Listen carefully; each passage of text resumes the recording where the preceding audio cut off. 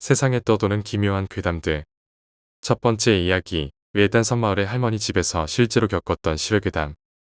난 방학을 맞아 섬마을에 홀로 지내시던 할머니 댁에 놀러 가기로 했다.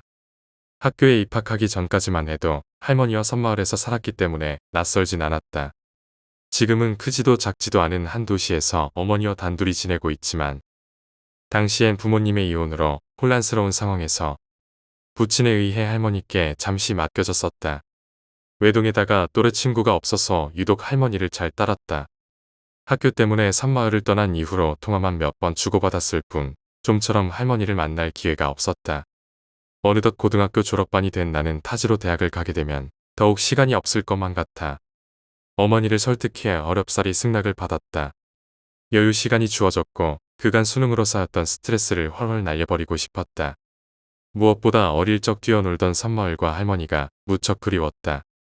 전화를 통해 이번에 뵈러 가겠다는 소식을 전하자 할머니는 너무나 기뻐하셨다. 이른 아침 출발했지만 며칠 전 내린 폭설로 인해 차가 많이 밀렸고 저녁 무렵이 되어서야 항구에 도착할 수 있었다. 가까스로 마지막 배를 타고 섬마을로 향했다. 외딴 섬이라 그런지 섬을 향하는 사람은 나와 검은 코트를 입고 있던 정체 모를 여자 한 명뿐이었다. 그 여자는 세련된 모습이었기 때문에 섬마을 주민은 아닌 듯했다. 굽이 높은 여자의 하이힐은 정말 도착지와 전혀 어울리지 않았다. 시선을 느꼈는지 그 여자가 무표정하게 나를 쳐다봤다. 나는 무례했다고 생각해서 얼른 여자의 시선을 피했다. 그러다 잠이 들었다. 따라라라라라. 얼마나 지났을까? 정적을 깨고 시끄럽게 울린 핸드폰 소리에 깨어보니 할머니였다. 할머니는 이때까지 부둣가에서 기다리고 계셨다고 했다. 난 할머니께 얼른 먼저 들어가시라고 겨우 말린 후 조심해서 오라는 할머니의 당부를 전해 듣고 전화를 끊으려 했는데 할머니가 저기 말이야 하고 나직하게 말씀하셨다. 오는 길에 혹시나 누군가 만나더라도 절대 대답하지 말거라. 왜요? 다 이유가 있단다. 그러니 할머니 말 명심하거라. 전화를 끊고 곧이어 도착해 배에서 내렸다. 의미심장한 할머니의 말씀에 도통 영문을 알 수 없었지만 이내 대수롭지 않게 여기고 길을 나서기 시작했다.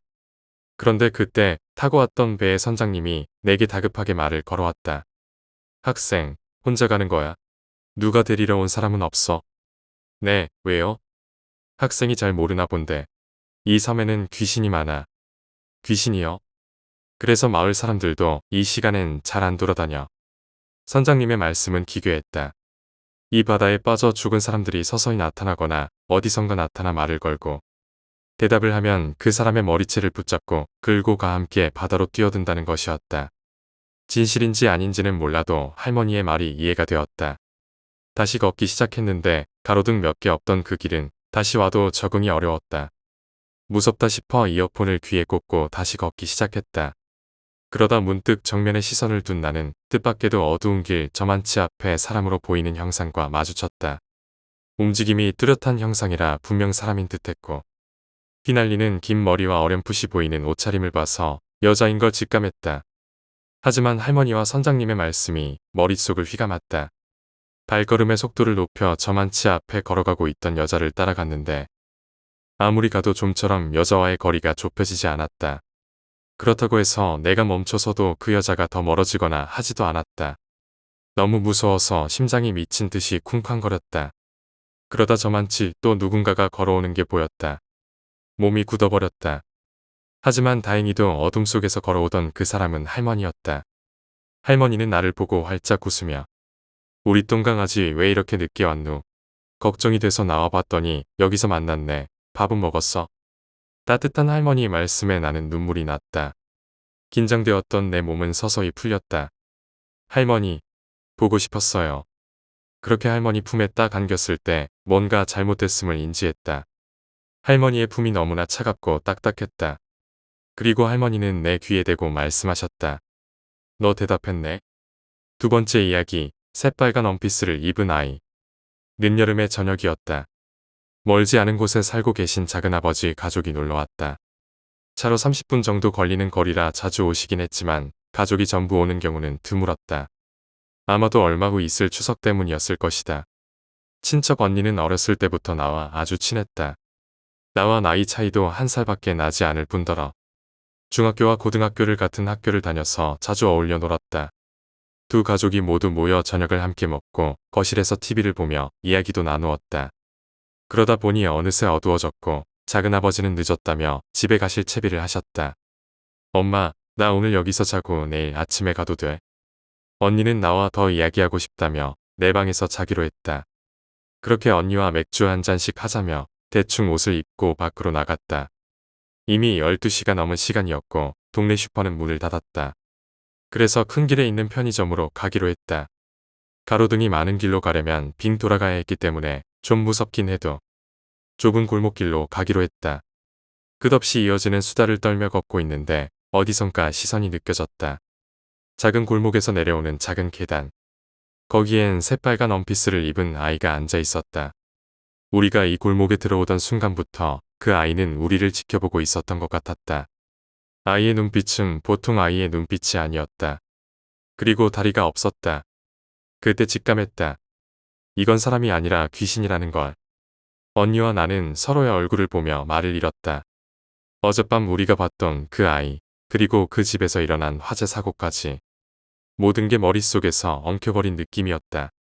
도저히 그냥 지나칠 수 없는 일이었다. 우리는 그날 본 것을 엄마에게 말할까 망설였지만 결국 아무 말도 하지 않기로 했다. 말한다고 해서 상황이 달라질 것 같지 않았고 오히려 더 혼란스러워질 뿐이었다. 엄마는 그저 마을에서 일어난 불행한 사고로만 여기고 있었고 그 이야기는 점점 마을 사람들 사이에서 잊혀갔다. 하지만 나와 언니는 그날 이후로 좁은 골목길을 지나갈 때마다 그 아이의 모습이 떠오르곤 했다. 그날의 경험은 우리에게 깊은 상처로 남았다. 우리 둘은 그 이후로도 자주 만나긴 했지만 절대로 그날 밤에 대한 이야기는 꺼내지 않았다. 마치 그 사건이 없었던 것처럼 서로 조심하며 지냈다. 그러나 가끔씩 밤에 골목을 지날 때면 등골이 오싹해지는 느낌이 들었고 아무도 없는 어두운 길 한가운데에서 나를 지켜보는 시선이 느껴지는 듯했다. 그날 이후로 나는 귀신이란 게 진짜로 있을지도 모른다고 믿기 시작했다. 그리고 그 아이가 왜 우리에게 모습을 드러냈는지, 왜 그렇게 춤을 추고 있었는지에 대한 해답은 여전히 알 수 없었다. 다만 확실한 건 그날 밤 우리가 본 것은 분명 이 세상의 것이 아니었다는 것이다. 그 사건은 오래전의 일이지만 여름밤이 찾아오면 나는 여전히 그 골목을 떠올리며 두려움을 느끼곤 한다. 그날 이후로 나는 더 이상 좁은 골목길을 쉽게 지나치지 못하게 되었다. 세 번째 이야기, 부산 연산동 아파트에서 일어난 의문의 사건. 우리 조카가 겪었던 일이야. 조카는 남동생인데 그 해에 이사를 갔어. 부산 연산동이었나 그런데 집값이 많이 싸더래. 하여튼 그 아파트에 7층에 살게 되었는데 그때가 군대 가기 전이라 매번 술 마시고 늦게 들어왔어. 그날도 새벽 1시가 넘은 시간에 집에 오는 길이었는데 엘리베이터를 타고 보통 7층을 누르고 할 일 없으면 엘리베이터 층 올라가는 거 멍하니 보잖아. 근데 엘리베이터가 7층에 도착했는데 멈추지 않고 그대로 지나치고 쭉쭉 올라가더란 거야. 당황했는데 맨 꼭대기층 15층에서 띵 하더니 문이 열리더래. 그래서 얘는 그냥 엘리베이터가 고장 난 줄 알고 거기서 나왔대. 그리고 7층으로 계단을 통해 내려오는데 13층쯤 내려왔을 때쯤 되니까 위층에서 철판 열리는 소리가 엄청 크게 들렸대. 처음엔 엘리베이터에 확실히 문제가 생긴 거라고 생각하고 내려오는데 그때부터 동생 발소리에 묻혀서 또 다른 소리가 나기 시작했다는 거야. 그래서 잠시 서서 그 소리를 들었는데 뭔가 바닥과 마찰하는 소리 있잖아.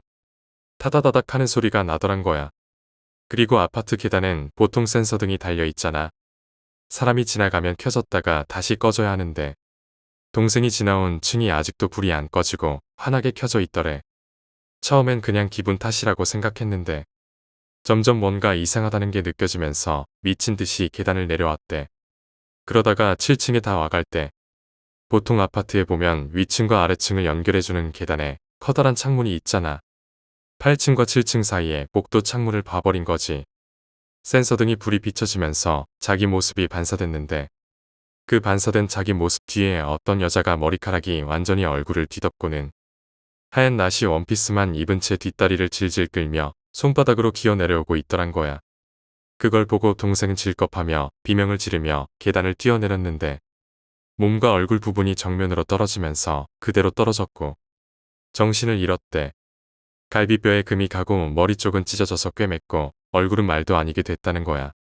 근데 새벽 1시라고 해도 주말 저녁이었고 계단을 내려오면서 엄청 소란스러웠는데 그 누구도 그 소리를 들은 사람이 없었대. 유일하게 다른 사람이 들었던 소리는 계단에서 떨어질 때 들리던 소리였고 다행히 이모부와 이모가 그 소리를 듣고 나오셔서 애가 바닥에 쓰러져 있는 걸 발견했고 바로 구급차에 실려갔대. 그리고 그날 겪은 일을 동생이 이야기했지만 어른들은 헛것을 본 거라고 하셨어. 그런데 같은 사고가 발생한 사람이 2명 정도 더 생기자 그 아파트에 이사한 지 6개월 만에 다른 아파트로 다시 이사 갔어. 네 번째 이야기, 흉가 체험. 대학에 들어와 한참 재미있던 신입생 때 겪은 일이다. 신입생이었던 나는 열심히 술자리를 찾아다녔고 거의 매일을 술에 취해 있을 정도로 학교에서 소문난 술꾼이 되었다. 당연히 MT 같은 곳에도 항상 빠지지 않고 나갔고 친구도 아는 선배도 많아졌다. 기말고사가 거의 끝나갈 무렵 나는 친한 동기, 선배들 모두 10명이 모여 MT를 계획했다. 그리고 모두 종강한 주말에 우리는 계곡을 향해 학교를 떠났다. 우리는 계곡에서 물놀이도 하고 고기도 구워 먹으며 신나게 놀았다. 저녁엔 숙소에 들어와 술 파티를 벌였다. 그러다 한 선배가 밤 11시쯤 제안을 했다. 얘들아, 우리 흉가 체험해볼래? 마침 날도 더웠고 취기 때문인지 더더욱 더웠던 우리는 그 말에 꽤 호응을 보였다. 흉가가 있어요. 흉가인지는 몰라도 아까 계곡에서 올라올 때 보니까 빈집 같은 게 있더라고. 우리는 모두 찬성했고 그 한밤중에 흉가로 향했다. 흉가라는 빈집에 막상 들어서니 그렇게 무섭진 않았다. 조금 낡긴 했지만 공간도 우리가 묵던 숙소보다 넓었고 산장 같은 느낌이었다. 뭐야, 별로 안 무섭네. 그럼 귀신 이야기를 좀 해보자. 그럼 좀 시원해질걸. 그렇게 우리는 산중의 빈집에서 가운데 세워놓은 휴대폰 빛에 의지한 채 무서운 이야기를 나누었다. 그러던 중 한 명의 이야기는 정말 소름 끼치게 무서운 이야기였다. 무표정으로 이야기하던 녀석의 분위기에 모두 압도되어 숨죽이고 이야기에 몰입했다. 녀석의 이야기가 끝나고 우리는 충분한 서늘함을 느꼈다. 그리고 그 서늘함은 오싹함에서 오는 느낌이었다. 근데 넌 그런 이야기는 도대체 어디서 들었냐? 선배가 녀석에게 물었고 녀석은 얼버무렸다. 그렇게 한참 다시 이야기를 나누며 술잔을 채워주던 나는 술이 확 깨버렸다. 나는 분명 모두에게 술잔을 돌렸고 나를 제외한 사람은 9명이니 총 9번의 술을 따랐어야 했다. 하지만 총 10번의 술을 따랐고 나는 놀라서 일행을 다시 바라보고 또 한 가지 사실을 깨달았다. 아까 무표정으로 이야기하던 녀석. 도대체 누구지? 분명히 아는 얼굴이 아니었다. 그런데도 나를 제외한 모든 사람들은 그것을 모르는 듯 여전히 술을 홀짝이며 이야기에 빠져 있었다. 나는 아직도 무표정으로 이야기하는 녀석을 뚫어지게 쳐다보다가 눈이 마주쳤다. 난 그 눈을 똑바로 쳐다보며 물었다. 근데 너 누구냐? 그 물음에 모든 사람이 깜짝 놀란 녀석을 쳐다보다 하얗게 질리기 시작했다. 그리고 처음으로 녀석의 얼굴에 표정이 생겼다. 입은 씩 웃고 있었지만 눈은 똑바로 치켜뜬 채 눈동자는 빠른 속도로 우리를 쓱 쳐다봤다. 그 눈동자는 매우 차가워 보였다. 그리고 입을 열어 아주 낮은 음성으로 내뱉었다. 니들이 그렇게 이야기하던 거. 5번째 이야기, 고시원 복도. 내가 고시원에 들어오고 한 달쯤 지났을 때 옆방에 있던 형에게 화장실 귀신에 대한 이야기를 들은 적이 있었다. 가끔 새벽 3시쯤에 화장실에서 이상한 소리가 난다는 것이었다. 그 소리는 여자가 흐느끼는 듯한 소리인데 보통 그 소리가 들리고 나서 조금 뒤에는 고시원 복도를 무언가가 빠르게 돌아다닌다는 내용이었다. 술을 마시며 이야기를 했었는데 내가 전혀 믿지 않는 듯한 기색을 보이자 옆방 형은 흥분해서 말을 하기 시작했다. 진짜라니까. 형, 귀신이 어딨어요. 애도 아니고 사실 같은 고시원에 사는 사람이라면 조금은 무서워할 수도 있겠지만 난 전혀 무섭지 않았다. 귀신이 아니라는 걸 알고 있었으니까. 형은 믿지 않는 나를 답답하다는 듯 쳐다보았지만 나는 귀신이 있다는 사실을 믿을 수 없었을 뿐 아니라 무섭지도 않았다. 됐어요. 잠이나 자러 가요. 우리는 맥주 캔과 과자 봉지를 정리하고 각자 방으로 들어가 잘 준비를 했다. 사실 내가 옆방 형의 귀신 이야기를 무서워하지 않는 데는 이유가 있었다. 내가 고시원에 들어온 지 일주일도 채 지나지 않았을 때였다. 나는 밤늦게까지 레포트를 쓰고 있었고 레포트를 다 쓰고 나니 새벽 3시였다. 잠을 청하기 전에 씻으려고 화장실에 들어갔고 기분 좋게 목욕을 했다. 그리고 물기를 닦으려는데 수건이 없었다. 그래서 나는 괴성을 지르며 방으로 뛰어갔고 형은 그날 그 소리를 들은 것이다. 그러니 당연히 믿을 수 없었다. 내가 형이 믿고 있던 화장실 귀신이기 때문이다. 나는 그런 옆방 형이 우스워 헛웃음을 참을 수 없었지만 나에게도 쪽팔린 일이었기 때문에 딱히 진실을 말하지 않았다. 술을 조금 마셔서 그런지 나는 방에 눕자마자 졸음이 쏟아졌다. 그러나 이대로 자면 자다가 소변을 보러 일어나야 할 것 같아서 나는 화장실에 다녀오기로 했다. 화장실에서 소변을 보는데 갑자기 들려오는 흐느끼는 소리에 나는 살짝 놀랐다. 하지만 형이 장난치는 것이라 생각했다. 하지만 계속해서 들려오는 소리에 뭔가 이상하다는 걸 알 수 있었다. 흐느낌 소리가 남자가 아닌 완벽히 여자가 흐느끼는 소리였다. 우리 고시텔은 남성 전용 고시텔이라 여자가 살지 않았다. 장난치는 거지. 하지만 여전히 대답은 없었고 그저 흐느끼는 소리만 계속해서 들려오고 있었다. 나는 이 상황을 벗어나기 위해 내 방까지 달려야겠다고 생각했다. 나는 심호흡을 한 뒤 방까지 뛰어 올라갈 각오를 다졌다. 하나, 둘, 셋. 나는 내 방으로 빠르게 들어가서 문을 닫았다. 무언가 복도를 빠르게 뛰어다니기 시작했다. 그리고 다시 몇 분이 흐르자 고시원은 평소처럼 조용한 상태로 돌아갔다. 나는 문득 그것이 무엇이었는지 그리고 이제는 사라졌는지 너무 궁금해서 방문을 살짝 열었다. 그 순간 머리를 산발한 채 피범벅이 된 몰골의 귀신이 입을 귀까지 찢어지게 웃는 표정으로 다시 돌아와 내가 있는 쪽으로 달려오고 있었다. 화장실에서부터 내던 소리를 끊임없이 내면서 그리고 알았다. 흐느끼던 그 소리는 울며 흐느끼는 소리가 아니라 웃음을 참던 소리였다는 걸. 6번째 이야기, 미스터리한 여자. 제가 아는 형 이야기입니다. 일산에 있던 작은 디자인 회사에 취업을 막 했을 때 이야기입니다. 집안 사정 때문에 돈 몇 푼 들고 홀로 서기를 해야 해서 거처도 회사 근처 고시원에 잡았었다고 합니다. 한 달에 20만 원 정도였고 아침도 해결하기 좋고 출근까지 10분이면 가능하니 딱 좋다고 생각했었다고 합니다. 디자인 회사라고 해도 큰 업체들 카탈로그나 소책자 디자인을 주로 했는데 막내라서 디자인보다는 잔심부름을 하거나 실장님을 따라 외주 업체를 방문하는 일이 많았다고 합니다. 충무로에 있는 인쇄소에 샘플을 받으러 심부름을 종종 갔었는데 그때 항상 지하철을 이용했다고 합니다. 그렇게 몇 달 동안 회사에서 거의 숙식을 해결하며 야근을 하다가 어느 날도 샘플을 받기 위해 지하철을 타고 충무로로 가는 길이었다고 합니다. 지하철에서 한참 모바일 게임을 하고 있는데 옆에 앉은 여자가 이상하게 낯이 익더랍니다. 흰색 작은 가방을 무릎 위에 올려놓고 졸린지 고개를 푹 숙이고 있어서 얼굴은 잘 보이지 않았지만 아이보리색 원피스와 전체적인 분위기가 왠지 모르게 익숙해서 자꾸 눈길이 갔다고 합니다.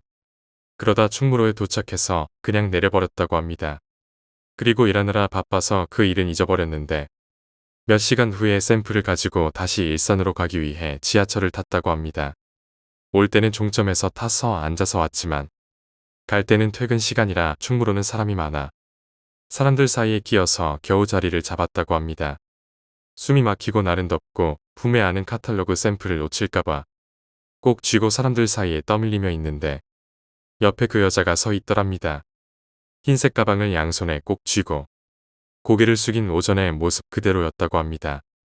신기한 우연이라고 생각했다고 합니다. 며칠 후 지하철에서 다시 만나기 전까지는 말이죠. 우연히 2번, 3번 반복되니 아무리 봐도 이상하잖아요. 형도 처음 봤을 때는 기억이 안 났다가 내릴 곳이 가까워지자 그 여자를 떠올리고 기분이 이상해졌다고 합니다. 일하는 동안에도 계속 생각나서 신경이 쓰였는데 또 충무로 갔다가 일산으로 돌아가려고 지하철을 탔는데 그 여자가 또 옆에 서 있더랍니다. 그날따라 지하철에 사람이 많아 사람들끼리 부딪히고 눌리며 복잡했는데 형도 이리저리 치이다가 그 여자 팔에 자기 팔이 닿았다고 합니다. 그런데 그 더운 여름에 나무 토막처럼 차갑고 딱딱한 그 감촉이 사람의 피부 같지 않았다고 합니다. 소름이 쫙 돋더라고 합니다. 그 더운 날 그 여자는 덥지도 않은지 목덜미를 덮은 검은 머리카락이 무슨 수초처럼 흐느적거렸고 형은 사람과 부딪히는 걸 별로 신경 쓰지 않는 편인데도 벌레가 붙은 것처럼 찝찝했다고 합니다. 종점에 가까워지니 자리가 하나둘씩 비었고 형도 자리에 앉을 수 있었다고 합니다. 그런데 그 여자도 형을 따라 옆자리에 앉았다고 합니다. 딱 붙어서요. 기분이 나빠져서 자리에 일어나니 그 여자도 형을 따라 일어나더니 옆에 딱 붙더라고 합니다. 뭐라고 할 수도 없는 게 직접적인 피해를 준 것도 아니니 그냥 이상한 여자라고 생각하고 종점에서 내렸다고 합니다. 그 여자는 내리지 않았고요. 찝찝해하다가 며칠 후 또 외부에 나갈 일이 생겼습니다. 실장님이 충무로에 다녀오라고 하자마자 그 여자가 떠올랐다고 합니다. 그래도 가지 않을 수는 없으니 이번엔 버스를 타고 가기로 했다고 합니다. 버스는 처음 타보는 거라 조금 헤맸는데 충무로까지 직통으로 가는 버스를 발견해서 탔더니 타자마자 욕이 튀어나왔답니다. 그 여자가 이번에는 버스에 서 있었거든요. 이상하게도 그 여자는 전보다 더 바짝 형에게 붙어 있었고 누가 봐도 일행이라고 착각할 정도였다고 합니다. 이쯤 되니 우연이 아니라고 느껴졌고 형은 돌아오는 길에도 그 여자를 또 만났더니 차를 사야겠다고 결심했다고 합니다. 학생 시절 모은 적금을 깨서라도 차를 사자고 생각했답니다. 결론부터 말하자면 그 형은 자동차를 사지 못했습니다. 그 이상한 여자의 축축하고 더운 숨결까지 버텨가며 중고차 시장에 가려고 버스를 탔지만 형은 그 여자가 자기 뒤를 따라 내리지 않아서 다행이라고 생각했답니다. 하지만 중고차 판매장에 도착하자마자 자기가 사게 될 차가 어떤 차일지 깨달았다고 합니다. 굳게 잠겨 있어야 할 그 차의 보조석에는 이미 아이보리색 원피스를 입은 여자가 검은 머리카락을 늘어뜨리고 고개를 숙이고 앉아 있었다고 합니다. 7번째 이야기, 새벽의 폐가 아파트. 신세계 가는 법이라고 아시나요? 다들 한 번쯤 들어보신 이야기일 거예요. 이건 8년 전 제가 중학생 때 겪은 일입니다. 분신 사바와 빨간 마스크가 아이들을 울고 웃게 만들었던 것처럼 그때는 신세계 가는 법이 구설수에 오르내리던 시기였습니다. 일단 기본적으로 신세계로 가는 방법은 엘리베이터를 이용하여 이 세상이 아닌 다른 세상으로 가는 방법입니다. 지역마다 소문이 다르다 보니 방법에 약간씩 차이가 있는 걸로 알고 있습니다. 제가 알던 방법은 이러했습니다. 준비물은 간단합니다. 소금, 물, 엄청난 담력, 그리고 10층 이상의 엘리베이터가 있는 건물. 무조건 혼자 해야 하고 다른 사람과 마주치면 무효가 되니까요. 엘리베이터에 홀로 탑승 후 준비한 소금물을 입에 머금고 있습니다. 그 세계로 도착할 때까지 절대 뱉으면 안 됩니다. 9층을 누릅니다. 문이 열리면 닫힐 때까지 기다립니다. 문이 닫히는 동시에 2층을 누릅니다. 이와 같은 방식으로 진행됩니다. 9층에서는 2층 버튼을, 8층에서는 3층 버튼을, 7층에서는 4층 버튼을 누릅니다. 그러다 4층에서 의문의 여자가 엘리베이터에 탄다고 합니다. 이때부터가 중요합니다. 그 여자와 눈을 마주치지 말 것. 말을 걸어도 절대 대답하지 말 것. 한마디로 없는 사람처럼 행동해야 합니다. 이때도 물론 소금물을 입에 머금고 있어야 합니다. 간단한 결계라고 생각하시면 됩니다. 그렇게 하면 여자가 사람을 찾을 수 없다고 하죠. 들키면 안 되니까요. 그 후 문이 닫히고 마지막으로 5층을 누르면 층 버튼이 모두 눌려진 상태가 되고 어디론가 끝없이 내려간다고 합니다. 그 다음 문이 열리면 신세계 도착. 이야기가 길어졌네요. 이제부터 진짜 제 이야기를 들려드릴게요. 중학교 2학년 때였습니다. 저는 담력 체험 같은 것을 매우 흥미로워했고 폐가 체험도 하러 갔습니다. 그럴 때마다 이런 짓 안 한다고 다짐했는데 호기심에 이끌려 자꾸만 하게 되더라고요. 그 쿵쾅거림과 스릴은 어디서도 느낄 수 없으니까요. 그날도 친구와 새벽까지 길거리를 배회하다가 집에 가는 길이었습니다. 저희 집으로 가는 길에 샛길로 조금 빠지면 금방이라도 무너질 것 같은 아파트가 있었습니다. 주로 그곳에 살던 사람들은 기초수급자와 혼자 사는 아저씨들 등 그리고 자살 사건도 끊이지 않았죠. 사람들이 밤에는 그쪽 길을 무서워하며 피해 다닐 정도였습니다. 대낮에 봐도 분위기가 음산했으니까요. 그날 그쪽을 지나가는데 신세계로 가는 법이 딱 떠올랐습니다. 그리고 알 수 없는 이끌림으로 그 아파트로 향했습니다. 길거리는 개미 한 마리조차 없는 스산한 새벽이었습니다. 저는 아파트로 들어가 엘리베이터 앞에 섰습니다. 버튼을 눌렀는데 그 순간 뭔가 싸하더라고요. 아파트처럼 낡은 엘리베이터가 엄청난 굉음을 내며 내려오는데 조용한 복도에서 기계음만 들리니 소름이 쫙 돋았습니다. 지금 당장 하면 죽을 것만 같아서 엘리베이터가 내려오기 전에 뛰어나왔습니다. 그렇게 그날은 지나갔습니다. 다음 날 학교에 가서 친구에게 그 이야기를 했습니다. 혼자 해보려 했는데 다른 건 다 해봐도 그건 못하겠더라면서요. 그런데 친구가 자기도 해보고 싶었다며 혼자서는 도저히 못하겠다고 하더군요. 원래 규칙상 혼자 해야 하지만 둘이 가서 어떤 무서움인지 느껴보자며 오늘 새벽에 만나자고 약속했습니다. 그날 새벽 2시 10분이었습니다. 저와 친구는 미리 준비해둔 생수병에 물과 소금을 섞어서 들고 그 아파트로 향했습니다. 아파트에 도착했을 때부터 서로 말이 없어졌습니다. 어제와 마찬가지로 엘리베이터가 엄청난 소리를 내며 내려오기 시작했습니다. 문이 열리고 저희는 소금물을 입에 머금은 채 엘리베이터에 탔습니다. 그때부터는 서로 말을 하지 못했습니다. 친구는 오른쪽에, 저는 왼쪽에 딱 붙어 있었습니다. 버튼이 친구 앞에 있었기에 친구가 9층을 눌렀습니다. 문이 닫히고 엘리베이터가 굉음을 내며 올라갔습니다. 9층에서 멈췄고 문이 닫히기까지 한 1분 정도 걸렸습니다. 낡아서 그런지 느리더군요. 그 순간 그만두고 싶었습니다. 하지만 친구는 2층 버튼을 눌렀습니다. 다시 8층, 그리고 3층, 7층으로 올라가던 순간 7층의 문이 열리자 무표정한 꼬마아이가 서 있었습니다. 뜻밖의 층에서 뜻밖의 인물을 보니 시선이 자연스럽게 그 아이에게 갔습니다. 하지만 그 아이 얼굴이 이상했습니다. 눈, 코, 입이 중앙에 너무 모여 있어서 눈은 어떻게 뜨고 숨은 어떻게 쉬는지 모를 정도로 비정상적이었습니다. 그 아이는 문이 열리자마자 기다렸다는 듯이 빠른 걸음으로 들어왔습니다. 평범한 사람이라면 층수나 버튼을 확인하기 마련인데 그 아이는 들어오자마자 벽만 바라보고 있었습니다. 저희는 말도 못하고 서로 눈을 굴리며 쟤 뭐지? 라고 무언의 눈짓을 했습니다. 그제야 친구도 너무 무서웠는지 문 닫힌 버튼을 계속 누르더니 4층을 누르지 않고 끝내기 위해 1층 버튼을 눌렀습니다. 하지만 그 순간 그 꼬마아이의 어깨가 위아래로 짧게 빠르게 들썩이며 우는 건지 웃는 건지 모를 이상한 소리를 내기 시작했습니다. 끄끄끄, 끄끄끄끄, 끄끄. 정말 친구도 저도 입에서는 소금물이 새어나왔고 소리를 참기 위해 애썼습니다. 그 아이는 엘리베이터가 아래로 내려갈수록 어깨를 더 빠르게 움직였습니다.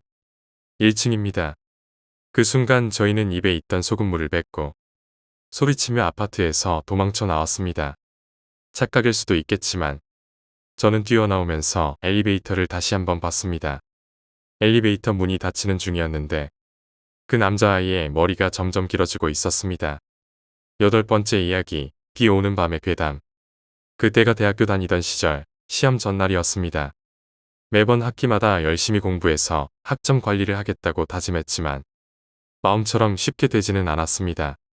결국 이번에도 시험 전날이 되어 급한 마음에 동기를 꼬셔 도서관에서 밤샘 공부를 하고 다음 날 시험을 치르고 푹 자자고 했습니다. 하지만 도착한 도서관은 이미 자리가 하나도 없었습니다. 할 수 없이 캠퍼스 꼭대기에 있던 중앙도서관까지 땀을 뻘뻘 흘리며 걸어갔습니다. 하지만 그곳도 상황은 마찬가지였습니다.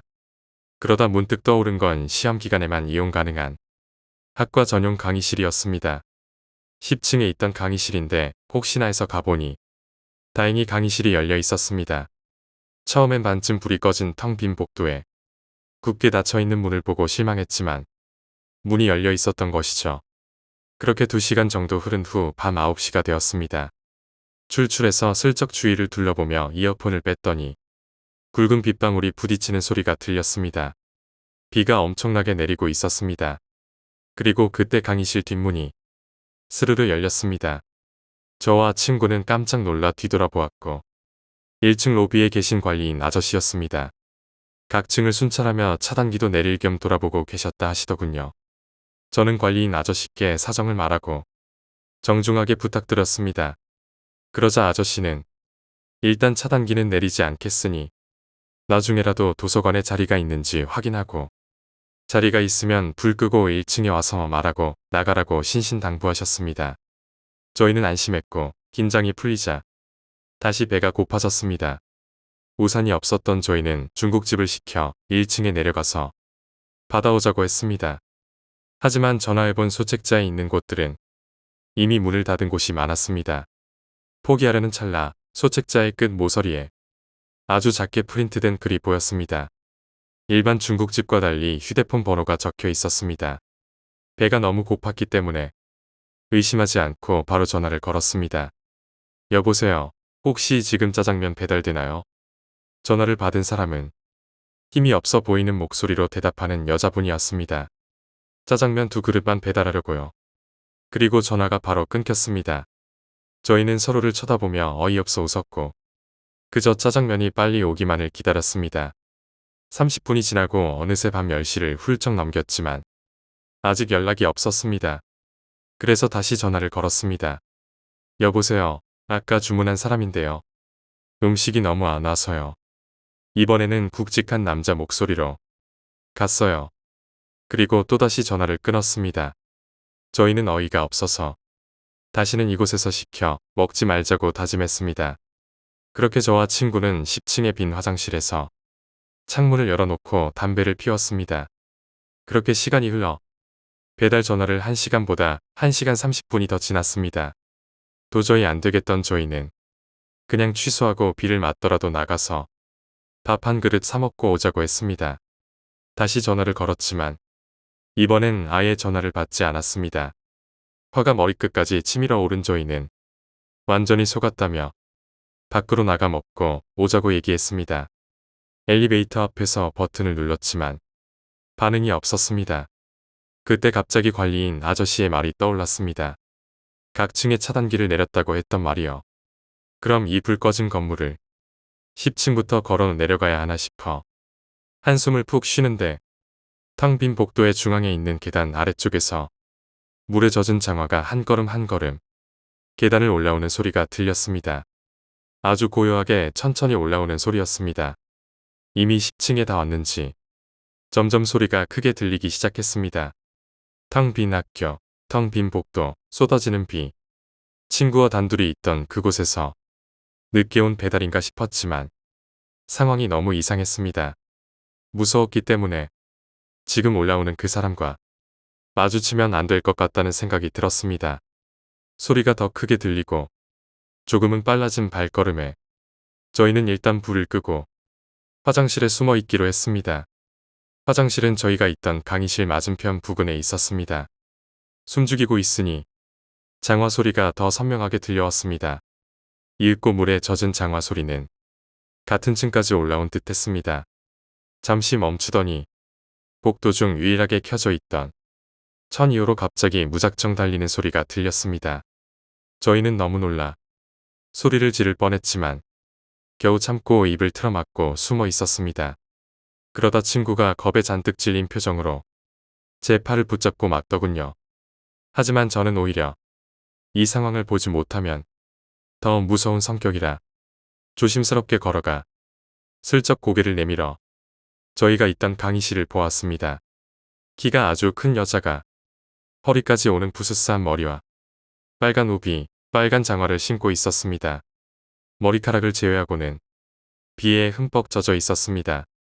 새빨간 우비에서 빗물이 뚝뚝 흐르고 있었습니다. 그 여자는 문 앞에 가만히 서서 텅 빈 강의실을 쳐다보고 있었습니다. 더욱 충격적인 것은 그 여자가 짜장면 배달원이 아니었다는 것입니다.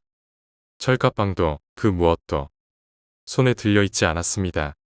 그 여자의 어깨가 제 시선을 느끼기라도 한 듯 저희가 있던 화장실 쪽으로 돌아가기 시작했습니다. 저는 얼른 다시 화장실 한켠으로 숨었습니다. 넋이 나가 있던 친구에게 조용하라는 제스처를 보였습니다. 다시 비에 젖은 장화 소리가 천천히 화장실로 향해 오는 듯 했습니다. 식은땀이 범벅이 된 저희는 머릿속이 새하얘졌습니다. 다행히도 그 여자는 남자 화장실 옆에 여자 화장실로 들어갔습니다. 그때 세면대에서 물소리가 들려왔습니다. 저희는 그 타이밍을 놓칠 수 없었기에 있는 힘껏 복도 끝 계단으로 달렸습니다. 남자 화장실을 나올 때 세면대 앞에 서 있던 여자를 흘끗 보았는데 얼굴이 화상으로 인해 녹아버린 것처럼 일그러진 표정이었습니다. 그 상태로 허리를 숙이고 있던 그 여자가 고개만 돌려 저와 눈이 마주쳤습니다. 복도 끝 계단에 다다랐을 때 화장실 쪽에서 여자의 괴성과 함께 달려오는 장화 소리가 들렸습니다. 저희는 어두컴컴한 복도 계단을 미친 듯이 달려 내려갔습니다. 몇 번이고 넘어질 뻔했지만 그게 중요한 것이 아니었습니다.